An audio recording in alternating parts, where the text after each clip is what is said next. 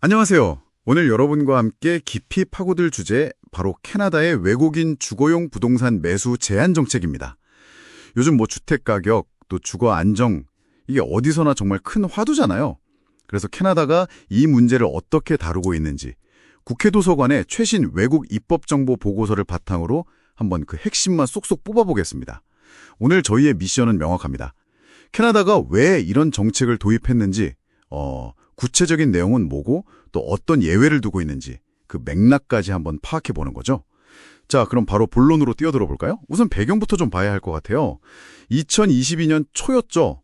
그 밴쿠버나 토론토 같은 대도시들, 여기 집값하고 아파트 임대료가 아주 가파르게 상승했다고 하더라고요. 네, 맞아요. 그러다 보니까 이제 외국 자본이 너무 많이 들어와서 투기를 부추긴다, 이런 우려가 상당히 커졌습니다. 아, 그렇죠. 그래서 캐나다 정부가 집은 투기 상품이 아니라 사는 공간이다. 이런 점을 딱 강조하면서 법을 만들었다고요. 네, 2022년에 비캐나다인에 의한 주거용 부동산 매수 금지법, 이걸 제정해서 이제 2023년부터 시행에 들어갔습니다. 그렇군요. 근데 여기서 진짜 흥미로운 점은요, 이게 영구적인 법이 아니라는 거예요. 2027년 1월 1일까지 딱 그때까지만 시행되는 한시법입니다. 아, 한시법이요? 원래는 더 짧았다고 들었는데요. 맞습니다. 처음엔 딱 2년이었는데 이게 최근에 2년 더 연장이 됐어요. 이게 호주나 뉴질랜드처럼 기존에 있던 투자 승인 제도를 그냥 강화하는 방식하고는 좀 다르죠. 상당히 직접적인 접근이에요. 오, 그러네요. 굉장히 직접적이네요. 그럼 구체적으로 누가 어떤 부동산을 살 수 없게 된 건가요? 법에서 말하는 비캐나다인이라는 건요. 캐나다 시민권자나 영주권자 아니면 인디언법상 등록된 인디언이 아닌 개인 이걸 말하고요. 그리고 또 외국 자본이 이렇게 실질적으로 통제하는 특정 법인들 이런 데를 의미합니다. 아, 개인뿐만 아니라 법인도 포함되는군요. 네. 그리고 이들이 살 수 없는 주거용 부동산은 뭐냐면요. 3개 이하의 주택 단위 그러니까 예를 들면 단독주택, 반단독주택, 연립주택, 콘도미니엄 같은 거요. 이런 건물이랑 그 부속 토지를 말합니다. 3개 이하요. 그럼 그 이상은요? 네, 그게 또 재밌는 지점인데 4개 이상의 주택 단위를 가진 큰 건물 있잖아요. 이런 건 또 이 법의 제한 대상이 아니에요. 아, 그러니까 일반적인 단독주택이나 콘도 구매를 딱 겨냥한 거네요. 근데 이런 규제에는 항상 예외 조항이 중요하잖아요. 사실 이게 정책의 진짜 얼굴을 보여주는 것 같기도 하고요. 맞아요. 아주 중요한 지적입니다. 예외가 생각보다 꽤 많고 구체적이에요. 크게 보면 인적 예외랑 물적, 상황적 예외 이렇게 나눌 수 있는데요. 사람에 대한 예외는 어떤 게 있을까요? 우선 특정 조건을 만족하는 임시 거주자들이 있어요. 예를 들어 유학생 같은 경우요. 지난 5년간 세금 신고를 했고 또 매년 244일 이상 캐나다에 머물렀고 그리고 50만 달러 이하 주택 딱 1채만 구매한다. 이런 요건을 다 충족하면 살 수 있습니다. 아, 유학생도 조건만 맞으면 가능하군요. 또 다른 경우는요? 네, 취업비자 소지자도 있는데요. 비자 유효기간이 183일 이상 남아있고 역시 일체만 구매한다는 조건 등이 붙습니다. 그리고 난민이나 외교관, 또 캐나다 시민이나 영주권자의 배우자나 사실혼 파트너가 같이 구매하는 경우도 예외로 인정됩니다. 들어보니까 학생이나 임시 근로자 같이 캐나다 사회나 경제에 기여할 수 있는 사람들에게는 어느 정도 길을 열어둔 셈이네요. 네, 그렇다고 볼 수 있죠. 그럼 부동산 자체나 상황에 따른 예외는 없나요? 물적 예외 같은 거요? 있습니다. 물적, 상황적 예외도 중요한데요. 캐나다 통계청에서 지정한 인구조사 밀집 지역이나 대도시 권역 있잖아요. 이런 인구 밀집 지역 밖에 있는 부동산은 제한 없이 구매가 가능해요. 아, 그러니까 대도시 중심부가 아닌 외곽 지역은 괜찮다는 거군요. 네. 그리고 또 2023년에 규정이 개정되면서 나대지, 그러니까 빈 땅이죠. 이건 아예 제해 대상에서 제외됐습니다. 빈 땅도요? 그럼 땅 사서 집 짓는 건 가능하겠네요. 그렇죠. 그리고 아마 가장 주목할 만한 예외는 개발 목적으로 사는 경우일 거예요. 상업용, 산업용, 아니면 주거용 개발, 이런 걸 위해서 부동산을 취득하는 건 허용됩니다. 개발 목적. 확실히 주택 공급을 늘리려는 의도도 좀 엿보이네요. 맞습니다. 근데 이게 단순히 집을 좀 수리하거나 리모델링하는 정도로는 해당하지 않고요. 정말 개발이어야 합니다. 그렇군요. 그럼 만약에 이런 복잡한 규정들을 잘 모르고 위반하면 어떻게 되나요? 그 거래 가치가 무효가 되거나 그런 건가요? 아니요. 그 법 위반 자체가 매매 계약을 무효로 만들지는 않습니다. 그건 좀 거래 안정성을 해칠 수 있으니까요. 대신에 법을 위반한 비캐나다인이나 이걸 알면서도 도운 중개인 같은 사람들에게는 최대 1만 캐나다 달러의 벌금이 부과될 수 있어요. 1만 달러요? 꽤 크네요. 네. 그리고 더 강력한 조치도 가능한데요. 법원이 해당 부동산을 강제로 팔아라 이렇게 매각 명령을 내릴 수도 있습니다. 이때 또 중요한 게 원래 자기가 산 가격 이상으로는 돈을 못 가져가게 이거 차익을 얻지 못하게 할 수도 있어요. 와, 벌금의 강제 매각 그리고 차익 환수 가능성까지 있으니 실효성을 높이려고 한 장치들이네요. 자, 그럼 오늘 이야기를 쭉 정리해보면 캐나다의 외국인 부동산 매수 제한이라는 게 완전한 금지는 아니고요.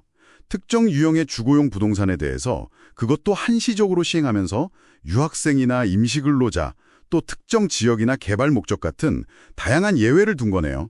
뭐랄까 굉장히 구체적이고 좀 선별적인 접근법이라고 할 수 있겠어요. 정확합니다. 제한할 건 제한하면서도 또 필요한 부분은 허용하는 약간 그런 균형을 맞추려는 시도라고 볼 수 있겠죠. 이게 사실 부동산 정책 수립할 때 자국민 보호 문제도 있고 또 국제 관계나 경제적 영향 같은 여러 측면을 다 고려해야 하잖아요. 그런 복잡성을 잘 보여주는 사례 같습니다. 네, 오늘 캐나다 사례를 통해서 이 외국인 부동산 규제라는 복잡한 퍼즐의 한 조각을 좀 깊이 있게 들여다본 것 같습니다. 여러분도 유익한 시간 되셨기를 바랍니다. 마지막으로 이런 질문을 한번 던져보고 싶네요. 점점 더 국경 없는 자본 이동이 자유로워지는 이 시대에 과연 한 국가의 부동산 시장 안정을 위한 정책이 그 국경이라는 울타리 안에서만 효과를 거둘 수 있을까요?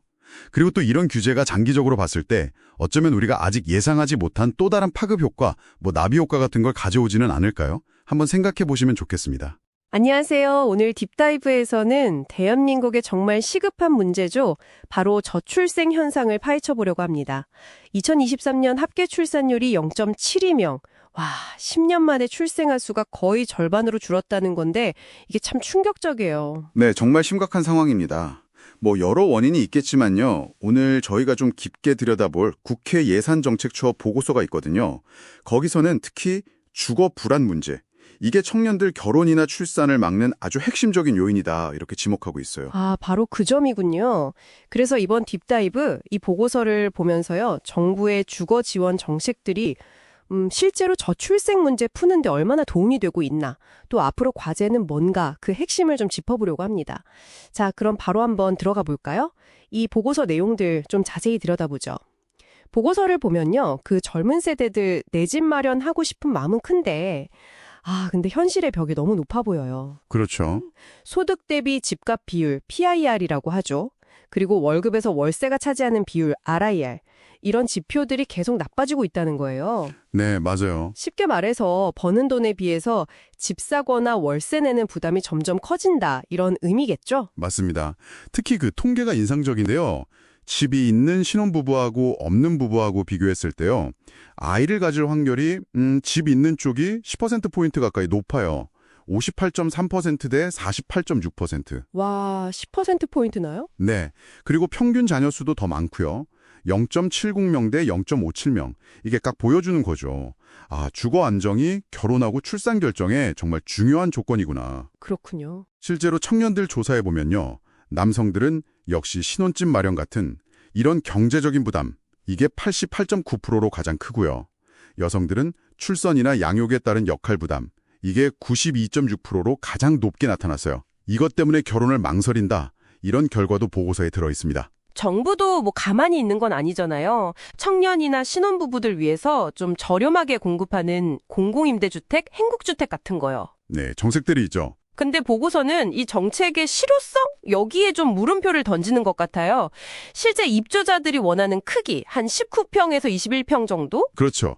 그 정도로 선호하죠. 근데 공급되는 건 대부분 훨씬 작은 40제곱미터 이하가 거의 79%라는 거예요. 크기가 안 맞는 거죠. 네, 면적 불일치 문제가 크고요. 또 지방 같은 경우는 아예 비어있는 집, 미임대율도 꽤 높다고 지적하고 있습니다. 아, 그렇군요. 그래서 이런 면적 불일치나 또 입지 선정 문제 같은 게 새로 도입하는 통합 공공임대에서도 또 반복되면 안 된다. 좀 신중하게 접근해야 한다. 이런 지적인 거죠. 그리고 기존 주택을 사거나 빌려서 지원하는 방식도 있잖아요. 매입임대나 전세임대. 네네. 근데 특히 전세임대는요. 정부 지원 금액하고 실제 시장 전세 가격하고 차이가 점점 벌어지는 거예요. 아, 현실과 좀 동떨어진다는 거군요. 그렇죠. 그러다 보니까 당첨이 돼도 실제로 계약까지 가는 비율이 낮아요. 예를 들어 신혼부부 이혼 같은 경우 2024년 기준으로 보면 실제 입주율이 한 30에서 40% 정도밖에 안 된다고 해요. 당첨되고도 못 들어가는 거네요, 사실상? 네, 그런 문제가 계속 지적되고 있습니다. 최근에는 또 파격적인 금융지원책도 나왔잖아요. 신생아 특례대출. 이건 보고서에서 어떻게 보고 있나요? 그 부분도 중요합니다. 보고서는 이런 금융 지원이 단기적으로는 주거비 부담을 좀 덜어줄 수는 있겠다. 하지만 이게 정말로 출산율 자체를 끌어올리는 효과로 이어질 거냐, 이건 좀 더 지켜봐야 한다. 이런 신중한 입장이에요. 효과는 아직 불확실하다? 네. 오히려 좀 우려되는 지점들을 지적하는데요. 예를 들어서 대환대출 이용자 중에 고소득층 비중이 절반이 넘어요. 51%. 아, 그래요? 네. 그러니까 혜택이 좀 특정 계층에 쏠릴 수 있다. 이 점 하고요. 또 특례 금리 적용 기간이 있잖아요. 구입은 5년, 전세는 4년. 이 기간이 끝나고 나면 상환 부담이 확 늘어날 수 있는데 이게 장기적으로 가계부채 문제로 이어질 수 있다. 이런 우려도 제기하고 있습니다. 와, 정책 효과는 아직 잘 모르겠는데 재정 부담이나 부채 위험은 또 커질 수 있다니 정말 어려운 문제네요. 그럼 보고서는 어떤 대안을 제시하고 있습니까? 보고서는요. 단순히 그냥 집 공급 물량만 늘리자 여기서 그치면 안 된다는 거예요. 정책의 초점을 정말 저출생 문제 해결에 기여하는 핵심 계층, 이 사람들에게 혜택이 돌아가도록 맞춰야 한다. 이렇게 강조합니다. 핵심 계층이에요? 예를 들면 어떤 방식이죠? 네. 예를 들면 아파트 청약할 때 가점 항목 있잖아요. 거기서 자녀 수 배점을 또 높인다거나 아니면 신혼부부나 생애 최초 주택 구입자를 위한 특별 공급 물량, 이걸 실제 수요에 맞게 좀 다시 조정하자. 이런 방안들을 제안하고 있어요. 그러니까 좀 더 직접적으로 출산과 연계시키자 이런 방향이군요. 맞습니다. 거기서 한 걸음 더 나아가서요. 아예 자녀 수에 따라서 공공주택 입주 우선권을 주자. 또는 장기 임대 후에 분양 전환할 때 자격 요건을 좀 완화해주자. 심지어는 주택 매매 가격 자체를 할인해주는 이런 식으로 출산 행위 자체에 대한 인센티브를 더 강화하자. 이런 방안까지도 제시하고 있습니다. 오, 상당히 직접적인데요? 네. 그리고 수도권하고 지방하고 상황이 다르잖아요.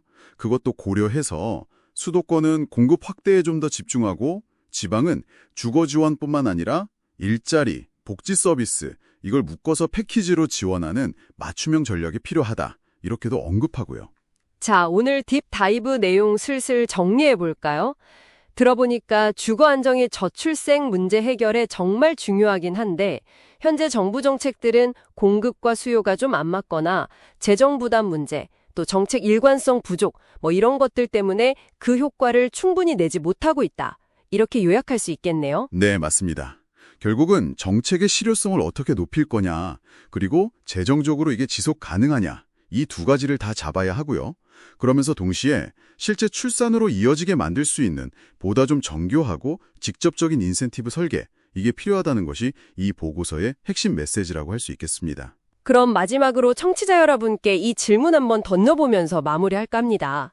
보고서 제안처럼요, 주거 정책이 단순히 아이 키우기 좋은 환경을 만들어주는 걸 넘어서요, 아이를 낳으면 주거 측면에서 바로 직접적인 혜택을 주는 이런 방식으로 더 강하게 가야 할까요? 이렇게 출산과 직접 연계하는 인센티브 강화, 여러분은 어떻게 생각하시는지 궁금하네요. 다음 딥다이브에서 더 흥미로운 주제로 다시 찾아뵙겠습니다. 안녕하세요. 오늘 여러분과 함께 파헤쳐 볼 자료는요, 국회 예산정책처가 2025년 7월에 내놓은 기후위기 적응대책 평가 보고서입니다. 요즘 한국 평균 기온 과거보다 1.6도나 올랐다는 거, 또 사과 재배지다 점점 북쪽으로 올라간다거나 아니면 매년 여름 겪는 폭염, 갑작스러운 폭우, 이런 거 다 느끼시죠? 이게 다 기후위기 신호라는 건데요. 네, 그렇죠. 우리 주변에서 이미 너무 뚜렷하게 나타나고 있는 현상들이고요. 그래서 정부도 가만히 있었던 건 아니에요. 2010년부터 보면 무려 11조 7천억 원. 와, 이 엄청난 예산을 투입해서 기후위기 적응대책이란 걸 추진해왔다고 합니다. 이번 딥다이브의 미션은 그래서 이 방대한 보고서를 통해서요, 과연 우리의 이 적응 노력이 제대로 가고 있는 건지, 핵심 문제는 뭔지 그걸 좀 명쾌하게 짚어보는 겁니다. 자, 바로 시작해볼까요? 네, 좋습니다. 이 보고서의 핵심은요. 그러니까 단순히 정부가 뭘 했다 이걸 나열하는 데 그치지 않고요. 그 정책이랑 투자가 과연 얼마나 효과적이었냐, 전략 방향은 맞았냐 이걸 평가한다는 데 있어요. 특히 여기서 적응 대책이라는 게 우리가 흔히 아는 온실가스 줄이는 감축 노력하고는 조금 결이 다른데요. 이미 변했거나 앞으로 변할 기후 영향에 대해서 우리가 어떻게 하면 피해를 좀 줄이고 잘 맞춰 살아갈 거냐 여기에 초점을 맞추는 거죠. 이 보고서는 바로 이 적응이라는 관점에서 예산이 제대로 효과적으로 쓰이고 있는지 날카롭게 분석하고 있습니다. 아, 그렇군요. 보고서에서 그럼 가장 먼저 눈에 띄는 지적은 뭔가요? 좀 뼈아픈 지적 같은 게 있을 것 같은데요? 네, 그게 바로 예산 사용 방향인 것 같아요. 특히 최근 3년, 그러니까 23년부터 25년까지의 3차 대책을 보면요. 미리 좀 예방하거나 대비하는 사업보다는 이미 벌어진 피해 있잖아요. 거기에 대응하고 복구하는 사업 비중이 거의 40%에 육박해요. 역대 최고치랍니다. 40%나요? 와, 그건 좀 마치 불 나기 전에 미리 예방하는 것보다 일단 불 끄는데 더 급급한 그런 모습 같네요. 네, 정확한 비유십니다. 보고서가 바로 그 점을 아주 강하게 문제 삼고 있어요. 장기적인 관점에서 보면 미래 위험을 줄이려면 당연히 예방과 대비 투자를 강화해야 하는데 그게 중장기 전략의 핵심인데 현실은 좀 그렇지 못하다는 거죠. 그리고 더 우려스러운 건 뭐냐면요. 미래 적응 역량을 키우는데 정말 중요한 게 R&D 투자잖아요. 근데 이 R&D 투자 비중은 전체 적응 예산의 고작 1.7%에 불과하고요.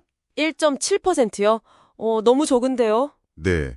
그리고 또 기후대응기금이라는 게 있는데 이것조차 대부분 온실가스 감축에 집중되어서 이 적응 분야 투자는 상당히 미미하다 이렇게 지적하고 있습니다.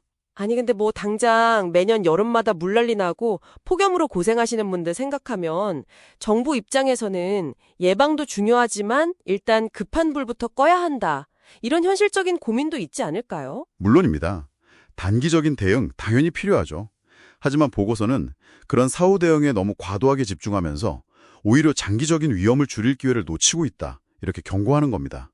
예를 하나 들어볼게요. 기후위기 취약계층 보호 예산이 있거든요. 네네. 이게 2조 원이 넘는 돈인데 이 돈의 90% 이상이 그냥 에너지 비용 지원, 그러니까 전기세 같은 거 지원하는데 쏠려 있다는 거예요. 모습이 떠오르네요. 단순히 전기세 지원만으로는 해결 안 되는 어려움들이 분명히 있을 텐데 말이죠. 맞습니다. 에너지 지원 물론 중요하죠.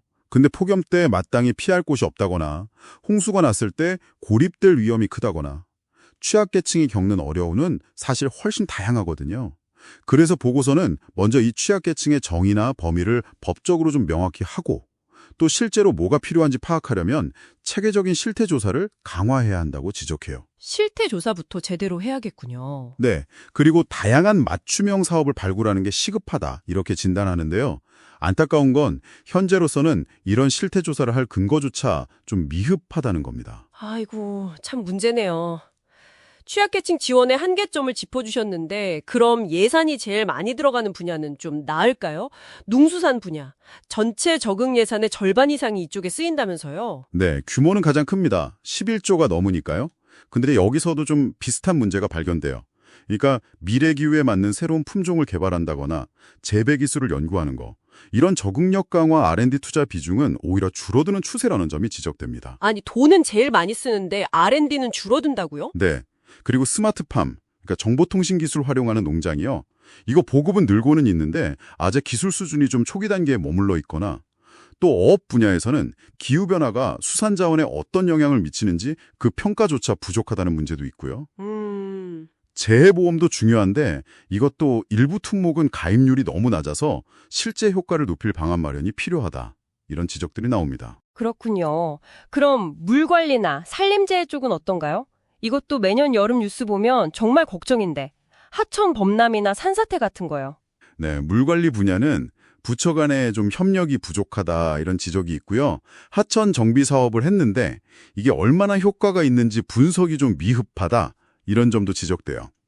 그리고 산림재해 분야는 아시겠지만 요즘 대형 산불이 너무 잦잖아요. 맞아요. 정말 커지고 잦아졌죠. 네, 그래서 이런 대형 산불에 대한 대응 체계나 또 산사태 위험 지역 관리 강화 이런 게 시급하다고 분석하고 있습니다. 근데 여기서도 좀 공통적으로 나타나는 문제가 있어요. 관련 정보 시스템이 부처별로 다 흩어져 있어서 통합적인 관리가 좀 어렵다는 거. 아, 칸막이 문제군요. 그렇죠. 그리고 정책 목표 자체가 너무 좀 추상적이라서 이게 실제로 성과가 났는지 측정하기가 어렵다. 이런 점들도 공통적인 과제로 꼽힙니다. 듣다 보니 전반적으로 좀 체계적인 접근이나 장기적인 전략이 부족하다는 느낌이 강하게 드네요. 네, 맞습니다. 결국 이 보고서가 우리에게 던지는 메시지는 명확하다고 볼 수 있어요. 기후위기 저금, 이게 더 이상 그냥 임시방편적인 대응에 머물러서는 안 된다는 겁니다. 미래 위험을 과학적으로 예측하고 좀 선제적으로 대비하는 그런 장기적이고 전략적인 접근이 꼭 필요하다는 것이죠. 그러려면 부처 간 칸막이도 좀 허물고 정책 목표도 구체화하고 실제 현장에서 효과를 낼 수 있도록 투자가 이루어져야 한다. 이게 핵심입니다. 오늘 국회예산정책처 보고서를 통해서 한국의 기후위기 적응 노력을 깊이 들여다봤는데요. 아, 정말 막대한 예산을 쏟아붓겠다는 계획은 있었지만 실제 집행을 보니까 예방보다는 사후 대응에 치중하고 장기적인 전략이나 R&D 투자는 부족하다. 이런 날카로운 지적들을 확인할 수 있었습니다.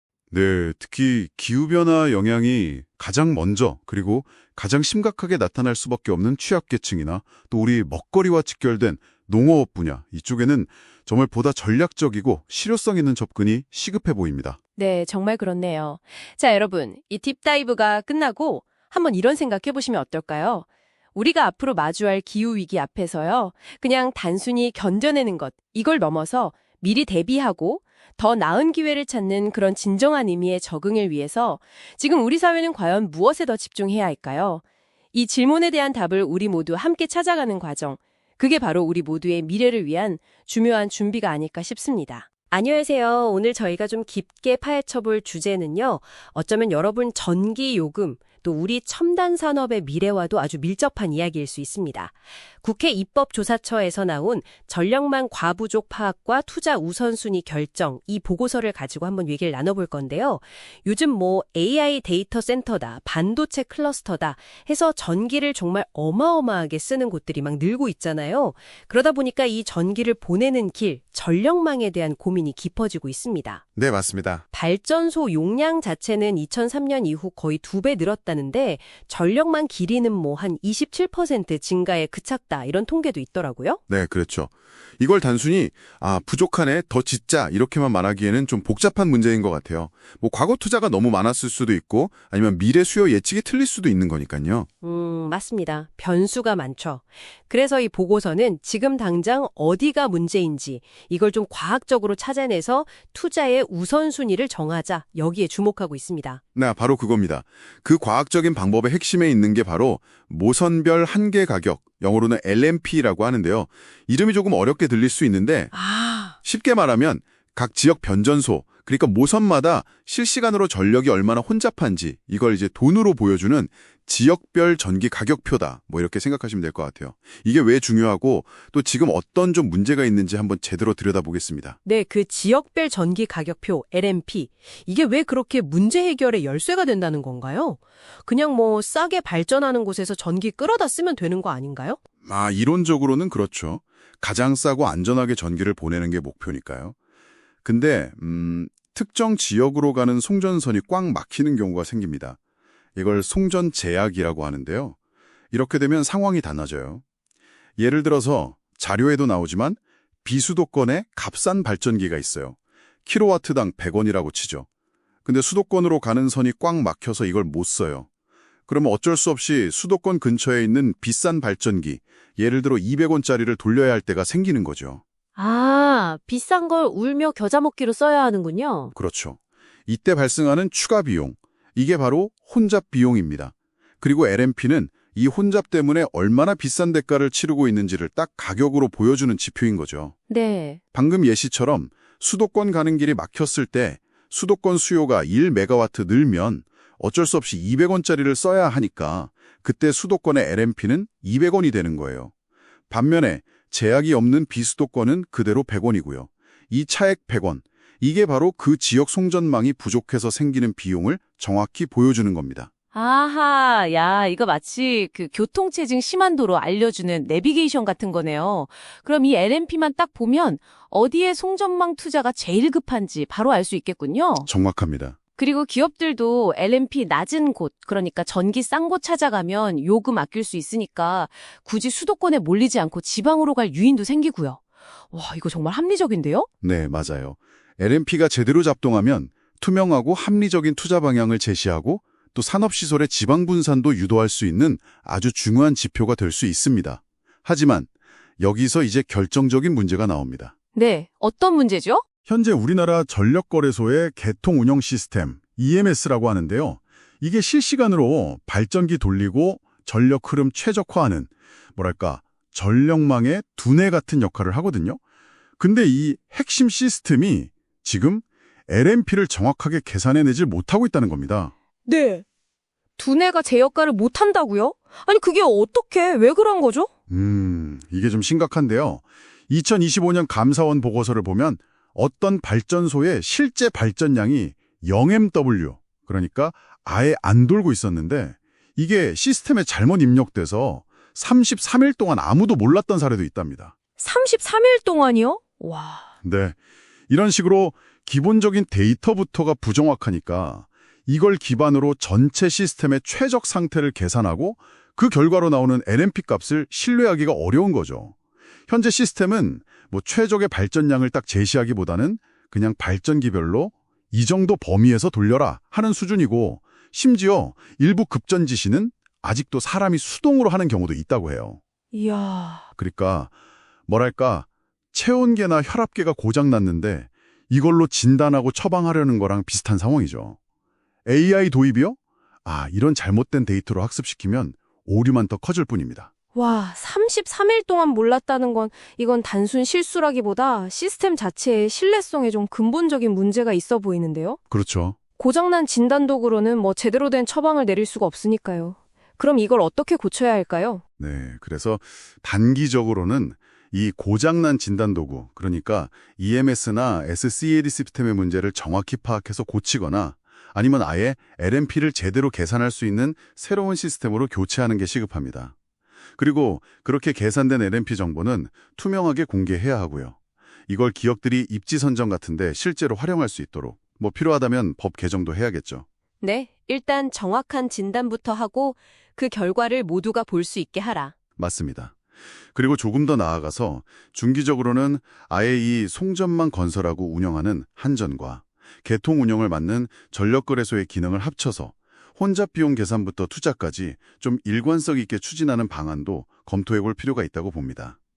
중요한 건 어떤 정치적인 판단이나 입김 없이 객관적인 LMP 정보를 공개하고 또 이 혼잡 비용을 실제 전기요금, 예를 들면 송전망 사용요금 같은데 반영해서 가격 신호로 만드는 거예요. 그래야 합리적인 소비와 투자를 유도할 수 있거든요. 이게 또 한전 재무 개선에도 실질적인 도움이 될 수 있을 거고요. 단순히 자회사를 만든다거나 하는 식의 조직 개편만으로는 근본적인 해결이 좀 어려울 수 있습니다. 결국 핵심은 투명한 데이터, 그리고 그 데이터에 기반한 합리적인 시스템 운영이군요. 네, 그렇습니다. 특히 AI 같은 미래 산업의 어떻게 보면 혈맥인데 이 전력망 문제를 풀고 또 산업의 지방 분산까지 유도할 수 있는 열쇠인데 그 첫 단추인 이 정확한 현황 파악부터 제대로 해야 한다는 말씀이시네요. 오늘 저희는 이 전력망 투자의 나침반이 될 수 있는 모선별 한계 가격, LMP에 대해서 좀 깊이 파고 들어봤습니다. LMP가 왜 중요하고 또 현재 어떤 기술적, 제도적 어려움에 부딪혀 있는지 살펴보셨는데요. 이게 단순히 기술자들만의 문제가 아니라 여러분의 전기요금, 또 우리나라 산업의 미래, 그리고 지역 균형 발전과도 다 연결된 중요한 이야기라는 점 다시 한번 생각해 보시면 좋겠습니다. 네, 맞아요. 여기서 한 가지 더 질문을 던져볼 수 있을 것 같아요. 만약 지금처럼 실시간으로 정확한 데이터를 파악하고 분석하는 데 계속 어려움이 있다면 과연 우리는 이 전력망 같은 국가 핵심 인프라 운영을 전적으로 자동화 시스템이나 시장 원리에만 맡겨도 괜찮을까 하는 질문입니다. 어쩌면 이 기술적인 한계와 우리가 추구하는 이상적인 목표 사이의 간극을 메우기 위해서 당분간은 또 다른 형태의 어떤 계획이나 조정이 필요하지 않을까 한 번쯤 진지하게 고민해 볼 시점인 것 같습니다. 네, 안녕하세요. 오늘 딥다이브에서는 국토연구원에서 나온 자료죠. 스마트 도시 활성화를 위한 진단제도 개선 방안. 이걸 보면서 한국의 스마트 도시 평가 시스템, 이게 어떻게 바뀌는지 좀 깊게 파헤쳐 보겠습니다. 네, 안녕하세요. 스마트 도시 요즘 정말 많이 듣는 말이죠? 그렇죠. 근데 사실 어떤 도시가 진짜 스마트한 건지 또 그걸 어떻게 평가하는 건지 좀 모호할 때가 많아요. 지금 인증제라는 게 있다는데 이게 좀 개선이 필요하다 이런 얘기가 나오더라고요. 네, 맞습니다. 이게 그냥 뭐 서류 작업 바뀌는 걸 넘어서 당신이 실제로 체감하는 도시의 스마트함이랑 어떻게 연결될 수 있을까? 그 핵심을 좀 보려고 합니다. 한번 시작해 볼까요? 네. 그 인증제라는 게 2021년부터 본격적으로 시행됐어요. 원래 취지는 좋았습니다. 도시의 스마트 수준을 좀 객관적으로 보고 우수 사례도 찾고 또 도시들끼리 비교하면서 정책 방향도 잡고 뭐 그런 거였죠. 네. 그래서 지금까지 총 27개 도시가 인증을 받기도 했고요. 27개나요? 꽤 많네요. 근데 그럼에도 불구하고 이게 좀 문제가 있다는 거잖아요.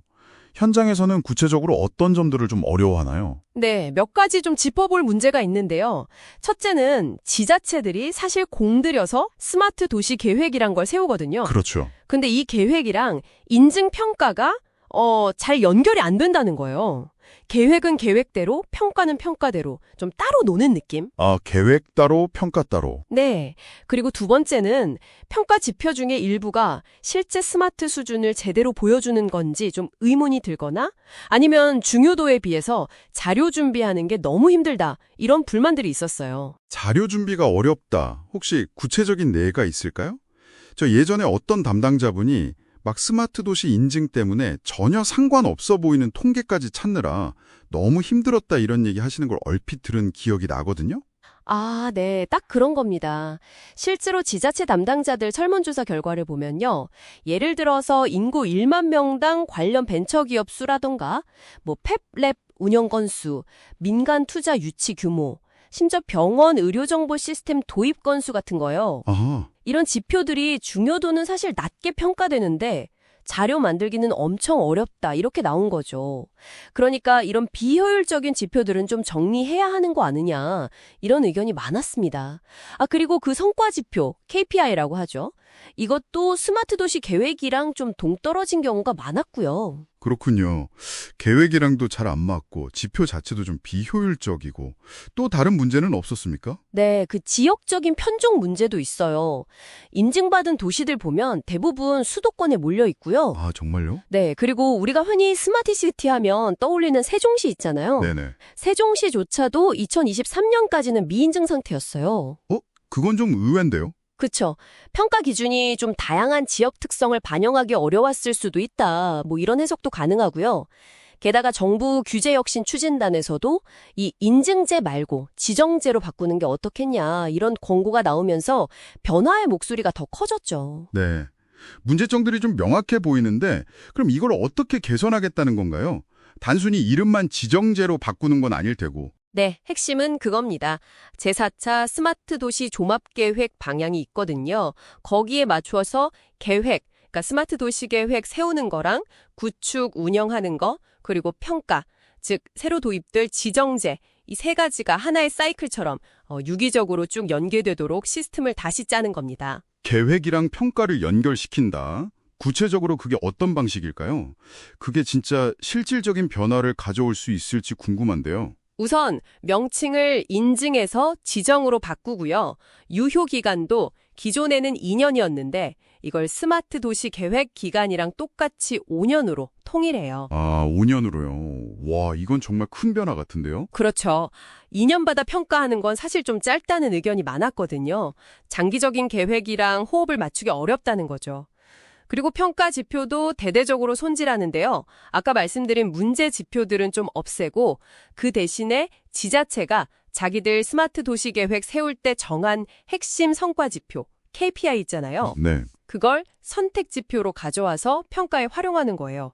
물론 도시 간의 비교는 해야 하니까 최소한의 공통 지표는 남겨두고요. 아하. 그러니까 이제 각 도시가 스스로 세운 목표, 이걸 얼마나 잘 달성하고 있나, 이걸 직접 평가에 반영하겠다, 이런 거네요.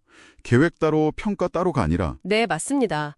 근데요, 계획이랑 평가를 이렇게 연동하는 건 좋은데 혹시 지자체들이 그냥 보여주기 좋은 KPI만 설정하고 실제 시민들이 느끼는 변화는 좀 더디거나 뭐 그런 우려는 없을까요? 아, 네, 아주 좋은 지적이십니다. 그래서 계획 세우는 단계부터 좀 내실 있는 목표를 설정하는 게 중요해지고요. 또 평가 결과가 다음번 계획 세울 때 정말 실질적으로 반영되도록 하는 그런 환류 체계를 강조하고 있습니다. 피드백이 중요하겠네요. 그렇죠. 그리고 또 지정된 지자체에게는 재정 사업 공모할 때 가점을 준다던가 하는 좀 실질적인 인센티브를 주는 방안도 검토 중이에요. 잘하는 도시에겐 확실히 동기부여를 하겠다는 거죠. 자, 그럼 정리를 한번 해보죠. 현재 스마트 도시 인증제는 계획이랑 연계도 좀 부족하고 지표도 비효율적이고 지역 편중 문제도 있고 그래서 이걸 5년 단위의 스마트 도시 계획과 직접 연동되는 지정제로 바꿀 예정이다 이거죠. 네. 그래서 각 도시의 실정에 맞는 KPI를 평가하고 인센티브도 주면서 좀 내실 있는 스마트 도시 만들기를 유도하겠다 이런 방향인 거네요. 이 변화가 당신에게 중요한 이유는 결국 이런 평가 방식 개선이 그냥 서류 작업이 아니라 우리가 사는 도시의 스마트함을 진짜 삶의 질 향상으로 이어지게 만들려는 노력의 하나이기 때문이겠죠. 맞습니다. 단순히 뭐 순위 매기고 이런 걸 넘어서요. 도시 스스로가 좀 지속 가능한 스마트 발전 전략을 세우고 또 그걸 잘 실행하도록 지원하는 시스템으로 나아가려는 겁니다. 당신이 사는 도시가 이런 변화를 또 어떻게 활용해 나갈지 지켜보는 것도 꽤 흥미로울 것 같아요. 오늘 딥다이브는 여기까지입니다. 그런데 말이죠. 이런 제도 개선이 단순히 평가 방식을 바꾸는 걸 넘어서 당신이 매일 걷는 거리, 이용하는 교통, 참여하는 커뮤니티에서 아, 진짜 스마트해졌네 하고 체감할 수 있는 변화로 이어지려면 과연 또 무엇이 필요할까요? 이 질문을 당신께 한번 남겨보면서 마무리하겠습니다. 다음에 더 흥미로운 정보로 찾아뵙겠습니다.